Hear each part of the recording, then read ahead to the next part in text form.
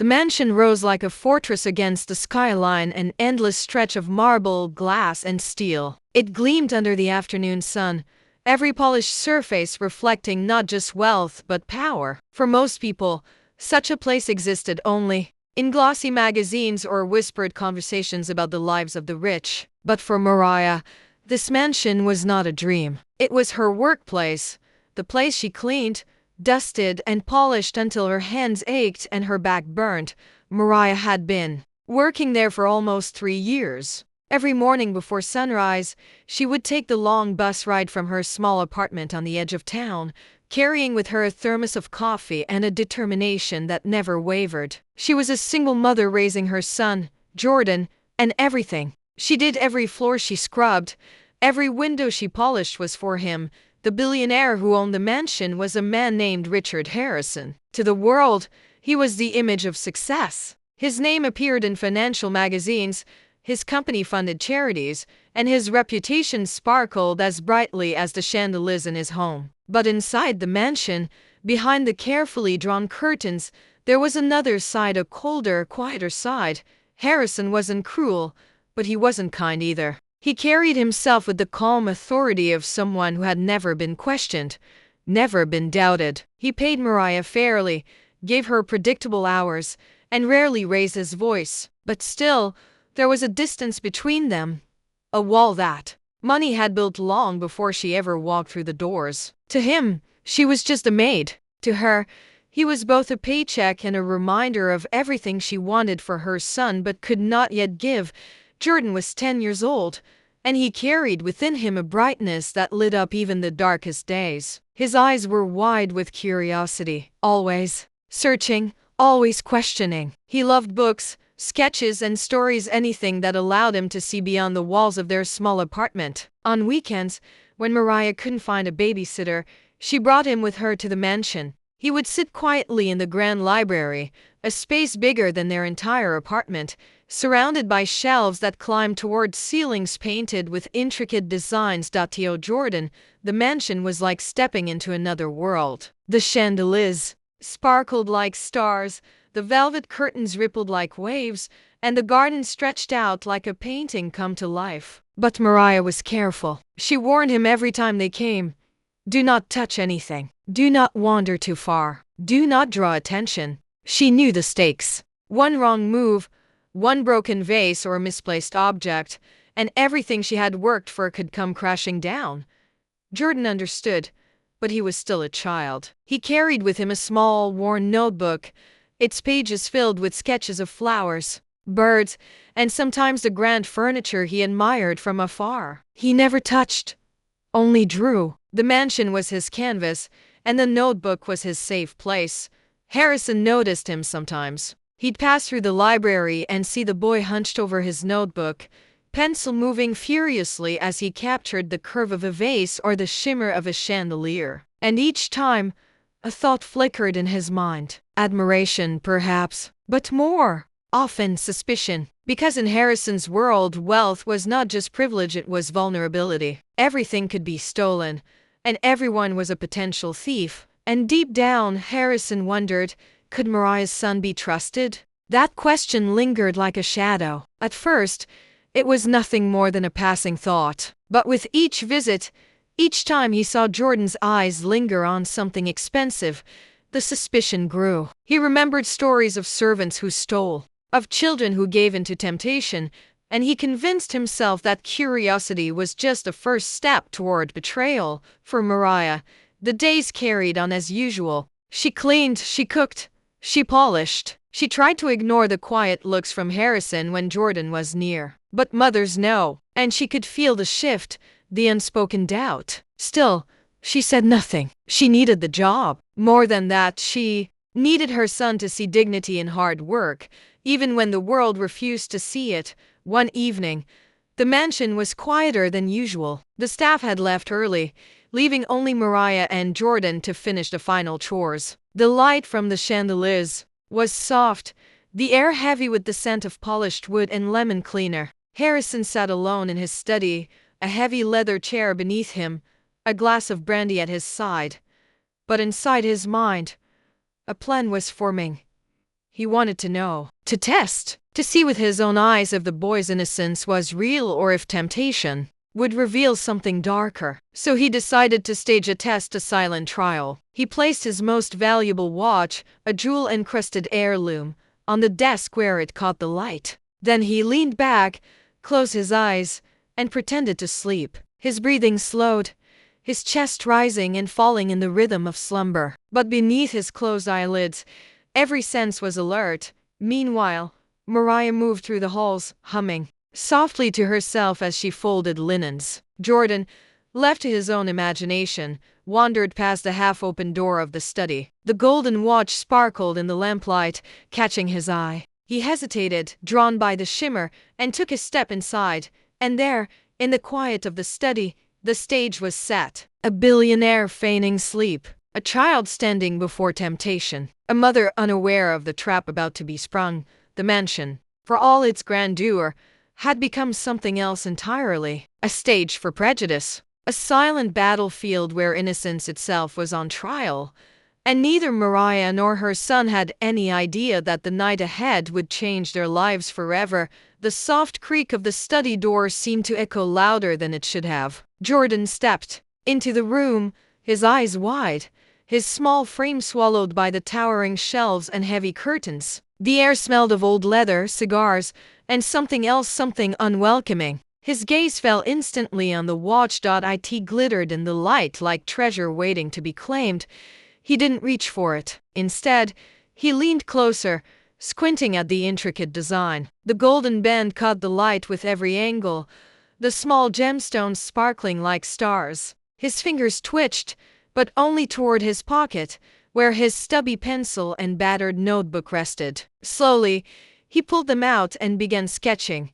His strokes were light, careful, reverent. He traced the outline of the watch on paper, his tongue poking from the corner of his mouth in concentration. To him, it wasn't wealth, it was art. Something beautiful to admire, something he wished he could capture forever. From the chair behind him, Harrison listened. His eyes remained closed, but his mind was racing. The quiet shuffle of the boy's shoes, the faint scratch of pencil on paper, it sounded to him like hesitation, like temptation gnawing at the edges of innocence. And then, just as Jordan leaned back to observe his drawing, Mariah's voice carried down the hallway. "Jordan, come here, baby." The boy startled, his heart skipping. He clutched his notebook, nearly dropping it in his rush, and hurried out of the study. The watch lay untouched on the desk, but to Harrison, the boy's quickened steps sounded guilty. Suspicion had been planted, and once suspicion takes root in a prejudiced heart, it grows fast. The next morning, Harrison checked the watch again, running his fingers along its smooth surface. Safe, untouched. Yet his mind returned to the image of Jordan's wide eyes, his trembling steps as he hurried away. To him, the boy hadn't simply admired, it had been temptation resisted at the last possible second. And temptation, in Harrison's view, was the same as guilt. When Mariah arrived to begin her work, Harrison lingered nearby, asking questions he'd never asked before. "How is your son adjusting to school?" His tone was flat, polite, but his eyes searched hers for cracks. "Has he ever mentioned wanting nicer things? Things he couldn't have?" Mariah, caught off guard, smiled softly. She spoke of Jordan's love for art, his dream of one day becoming an illustrator. "He draws everything," she said proudly. "It's how he sees the world." Harrison nodded, but his expression tightened. Drawings. He remembered the faint scratching sound. He imagined Jordan copying the watch so he could one day claim it. In his mind, admiration had twisted into coveting. Whispers began soon after. Harrison never made outright accusations, but words spoken by a man of his stature carry weight. A small comment here, a passing remark there. Before long, the other staff began to see Jordan differently. "He lingers too much," one muttered. As he passed through the hall, "Curious hands," another said. "A child in a place like this. It's only a matter of time." Mariah felt the shift immediately. She had always been invisible in the mansion, now she was noticed, but only for the wrong reasons. When she walked into a room, conversations died down. When Jordan sat quietly with his notebook, people's eyes lingered, suspicious and cold. Still, she said nothing. She could not risk confrontation. She reminded Jordan constantly, stay close. Don't touch anything. Keep your head down. He obeyed, but the joy he once carried into the mansion began to fade. His sketches grew sharper, his eyes dimmer. The mansion that once felt like a castle now felt like a cage. Weeks passed, and Harrison's suspicion deepened. He convinced himself he needed proof not just for his own peace of mind, but to expose what he believed to be inevitable. He decided the first test hadn't been enough. He would try again, this time with an audience. It was a Sunday afternoon when he put his plan into action. The sun streamed through the tall windows, casting long shadows across the polished floor. The staff had gathered in the study for instructions, and Mariah stood among them, Jordan at her side. On the desk sat the same jewel-encrusted watch, glinting in the light. Harrison's gaze moved deliberately to the boy. He cleared his throat, his voice calm but carrying authority. An heirloom has gone missing, he said, letting the words hang in the air. Gasps and murmurs rippled through the room. It was here on this desk, and now it's gone. Mariah froze. Her heart hammered against her ribs. She had been in the dining room all morning. Nothing was missing, she knew it. But the way Harrison's eyes burned into her son made her stomach twist. With fear, Jordan looked up, startled, his small face paling. I didn't, he tried to whisper, but his words were swallowed by the rising tide of murmurs. Harrison's expression hardened. He demanded that Jordan empty his pockets. The boy's small hands trembled as he pulled out only his pencil and his notebook. Papers slipped from the worn cover, scattering sketches across the polished floor. Among them lay the drawing of the watch, delicate, precise, the careful work of a child who saw beauty where others saw only possession. The room fell silent. Mariah bent quickly to gather the pages, her fingers shaking. She clutched them to her chest, shielding them from the stares. But Harrison stepped forward, lifting one of the drawings from her hands. He held it high, his voice cutting through the silence. Why else would he draw it, if not to covet it? The staff shifted uncomfortably, their whispers turning sharper. See? He was planning it. That explains everything. Children copy what they want.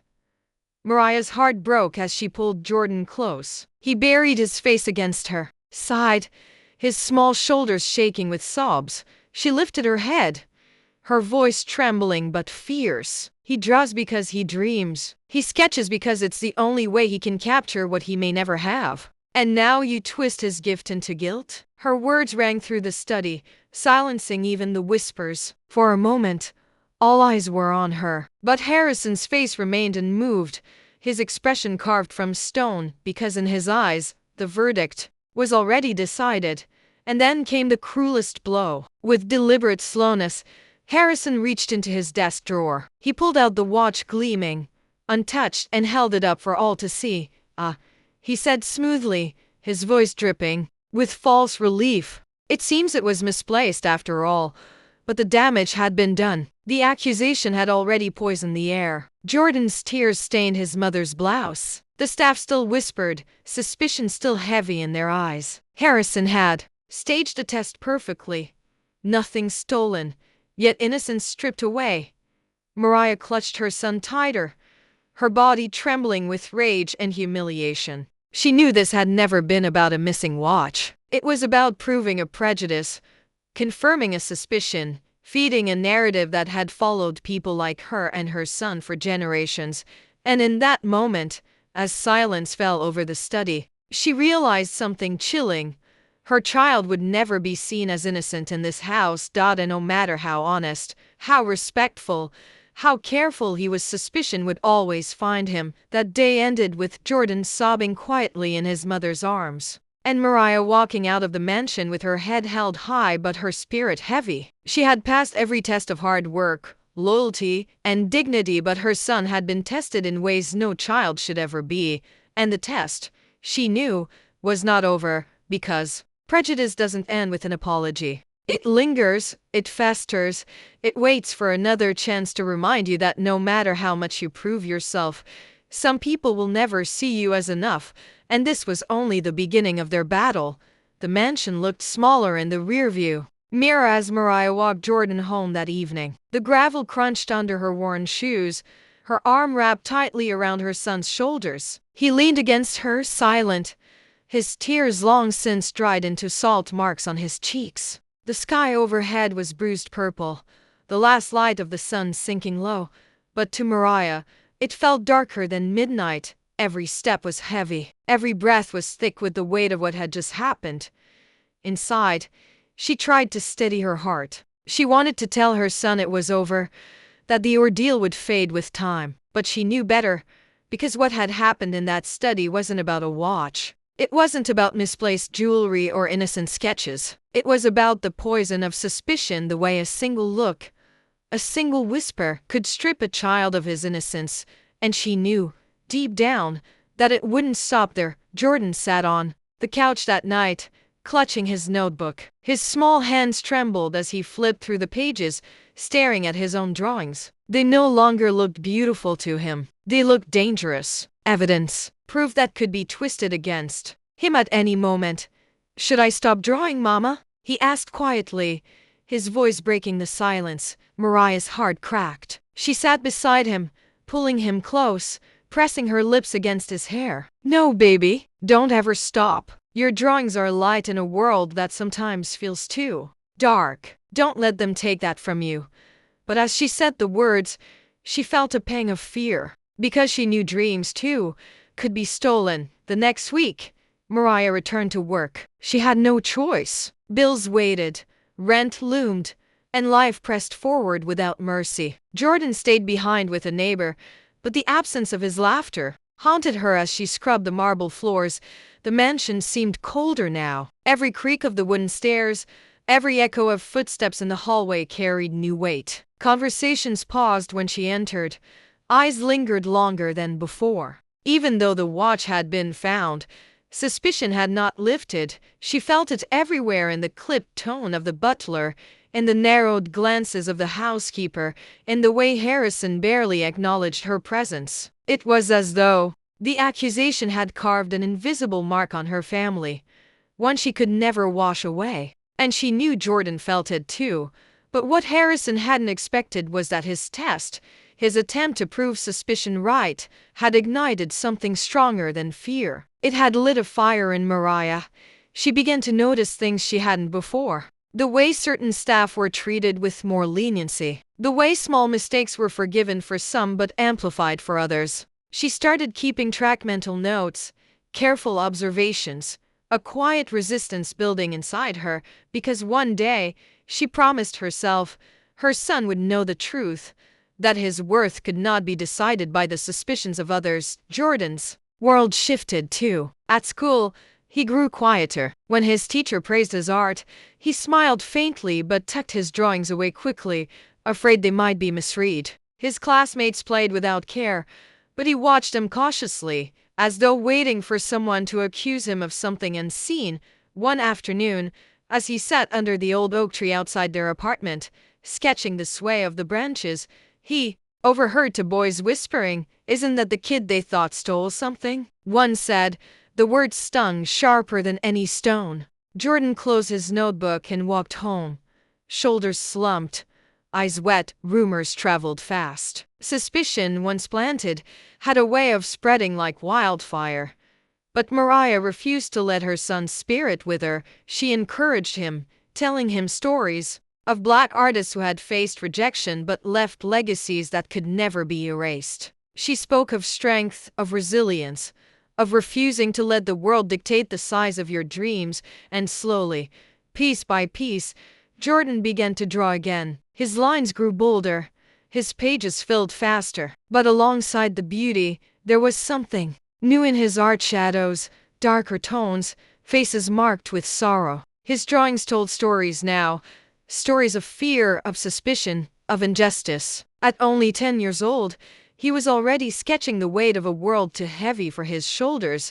Months passed, but the wound never fully healed. And then, one evening, Mariah received a call that forced her to confront it all again. It was the community center. They were hosting an art showcase for children, and Jordan's teacher had submitted his work. He had been selected. His sketches, The ones he had once feared were going to be displayed for the whole neighborhood to see. Mariah's heart swelled with pride and fear all at once. The night of the showcase, Jordan stood nervously beside his artwork. His drawings hung neatly on the wall, each one telling a piece of his story. Guests walked by nodding, some pausing longer than others. Whispers filled the room, but this time, they weren't whispers of suspicion, they're powerful. One woman said softly, so much emotion in his lines. Another murmured, and then came the moment that would change everything. A local journalist, covering the event, stopped at Jordan's work. She asked him what inspired his sketches, why his faces looked so heavy, why the eyes in his drawings seemed to carry so much pain. Jordan hesitated, glancing at his mother. She gave him a small nod, her eyes shining with encouragement. So he told the truth. He spoke, voice trembling but clear, about the mansion, about the watch, about how his art had been twisted into something ugly, how suspicion had followed him even when he had done nothing wrong. He spoke of how it felt to be seen not as a child, but as a suspect. The room fell silent. The journalist scribbled furiously, her expression grave. And when her article appeared a week later, the story spread, not just of Jordan's talent, but of the injustice he had faced. For the first time, the narrative shifted. His art wasn't evidence, it was testimony. Proof not of guilt, but of resilience. Harrison saw the article, sitting in his grand study, the watch gleaming on his desk. He read the words slowly. The story painted him not as a guardian of wealth, but as a man blinded by prejudice, willing to humiliate a child to feed his suspicions. He scowled, dismissing it aloud as exaggeration, as melodrama. But late at night, alone in the silence of his mansion, the words echoed in his mind. He could ignore the article, dismiss the whispers, but he couldn't erase the image of the boy's tears, the sound of his sobs echoing through the study, because deep down, he knew the truth. His test had never been about the watch. It had been about control, about proving his bias right. And in that, he had failed. For Mariah and Jordan, the impact rippled far beyond the mansion. The showcase opened doors. Community members rallied around them. Teachers encouraged Jordan's art, and neighbors who had once whispered now offered words of support.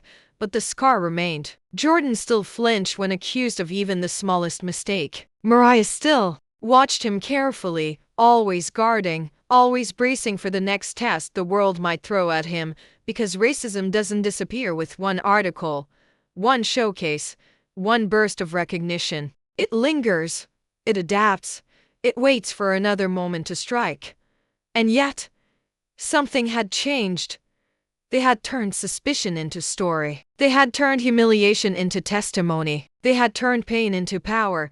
Jordan grew that year not just in age, but in spirit. He kept drawing, his art sharper and louder than ever before. He drew not just for himself, but for every child who had ever been looked at with suspicion, every mother who had ever felt the sting of injustice. His notebook was no longer a secret, it was a weapon, a canvas, a voice. And Mariah, watching him sketch late into the night, felt hope rising in her chest. Hope that one day, his art might do more than survive. It might change hearts, because in the end, that's what stories do. They pierce the silence. They make people look again. They demand to be heard. He made it through that night in the mansion, but not unchanged. The fear, the humiliation, the reality of what had happened, it would stay with him forever. But so would the strength, the resilience, the determination to turn pain into purpose. And he wasn't alone. This wasn't just one story. It was the story of millions. A story of suspicion that follows Black children into classrooms, stores, neighborhoods, streets. A story that keeps repeating, generation after generation. The question is, how many more times must it repeat before the world finally listens?